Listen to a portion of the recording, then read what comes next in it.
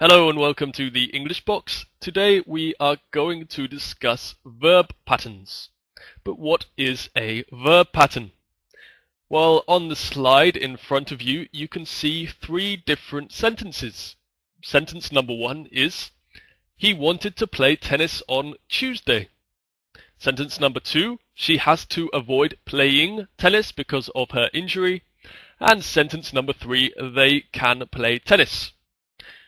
Now, as you may have noticed, there are three different forms of the verb play here. In sentence 1, we have to and the infinitive. Sentence 2, we have the ing or gerund form. And sentence 3, we have the bare infinitive without the preposition to. So you can see that the form of the verb depends on the preceding verb. With the verb want, we use to infinitive. With the verb to avoid, we use the ing form, and with the verb can, we use the bare infinitive without to. With modal verbs, we don't use the preposition to, and we use the bare infinitive immediately afterwards, the same with must, can, might, or may, for example. So let's concentrate on the forms with the infinitive, the to infinitive, and the ing form. So here are some examples of other verbs that we use with the to infinitive: want, need, and ask. I want to watch television, I need to drink some water, and I ask to see my tutor. And when we use the to infinitive, I want you to do your homework, or I asked you to do the washing up. So what about some examples of verbs with ing? To enjoy, to avoid, and to imagine. I enjoy studying English, I avoid drinking too much beer, and I can't imagine living in a cold country. We also use the gerund, or often use the gerund, with verbs like suggest, propose, and recommend. I suggested going to the cinema, I recommended eating the pork, and I proposed changing the style of the advertisement. You'll notice here we don't use any object because the object is implied from the context. If you want to bring in an object, then we normally introduce a new clause. I suggested we go to the cinema, or I recommended he eat the pork.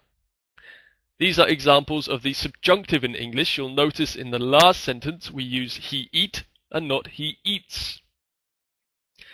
Nowadays it's acceptable to use the gerund form, to use this subjunctive form, and I doubt native speakers would notice the difference if you said I suggested we went to the cinema, if you use the past tense of the verb. Okay, however, it gets a little bit more complicated because there are some verbs you can use with the to infinitive or the ing form.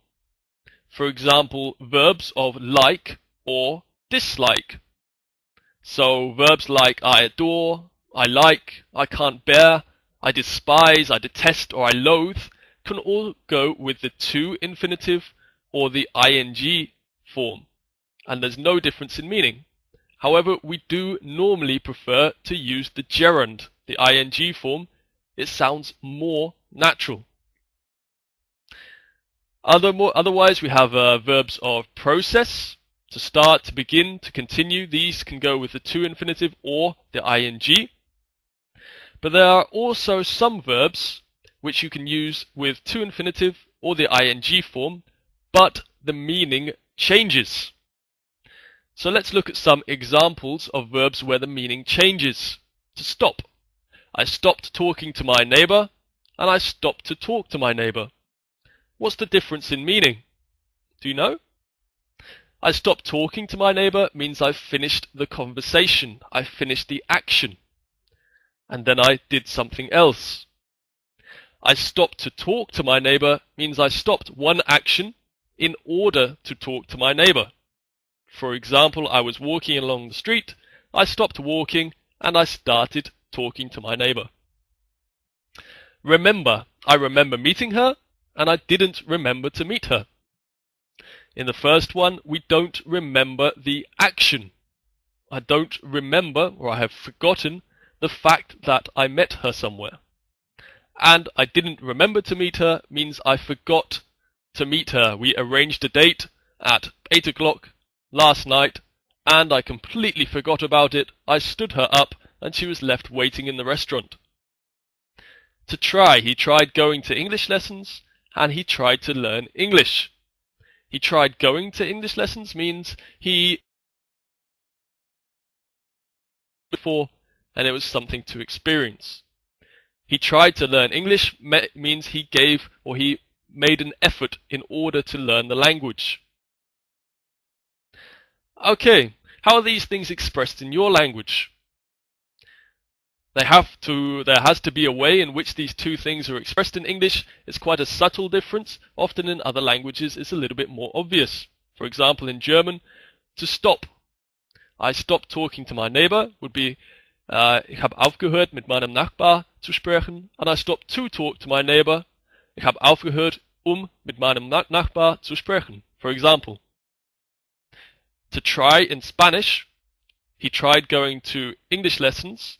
This would be probar, and he tried to learn English is more intentar. So write in the comment sections how you would do this in your language. It would be interesting to know. So when learning a verb, it's important to identify whether the verb goes with ing or the to infinitive, whether it can go with both, and if there's a difference in meaning, if it can go with both. That brings us to the end of the video. For more free videos, visit us at english.de. For lessons, come to englishbox.co.uk, and you can click on the panels there if you're interested in seeing a video about the English tenses or about phrasal verbs, both videos connected to this one. Okay, thanks for watching, and bye-bye.